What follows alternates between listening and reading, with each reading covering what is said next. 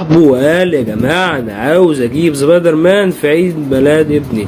فهو ايه بيحب ايه يفتي، قال له ده انت عاوز سبايدر مان؟ ده سبايدر مان ده صاحبي، ده هجيبه لك حاضر في العيد ميلاد. قال له اللي صاحبك هو فعلا في حاجه اسمها سبايدر مان في الواقع والكلام ده؟ قال له طبعا يا ابني، بقول لك ده صاحبي.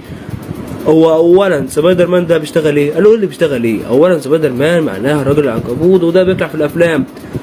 قال له يا عم انا عارف، انا بهزر معاك، انا عاوز اشوفك انت فهمان ولا مش فهمان. قال له حلو قوي بقى، هاتولي بقى في العيد الميلاد عشان خاطر ايه عاوزين نشوفه. قال له ايه ده؟ حاضر انا دبست نفسي. فهو افتكر اللي هو قبل كده رسم حاجه بالشوكولاته وطلعت تحفه. قال حلو قوي، مش هو قال ايه راجل عنكبوت؟ انا ارسم لي عنكبوت بالشوكولاته بعد كده اشوف ايه الراجل عشان خاطر تبقى ايه راجل العنكبوت. فهو فعلا عمل ايه العنكبوت بالشوكولاته بشكل احترافي بصراحه. شابوه بجد. في الاخر قال بقى ايه، اروح بقى اجيب الراجل عشان خاطر يبقى راجل العنكبوت.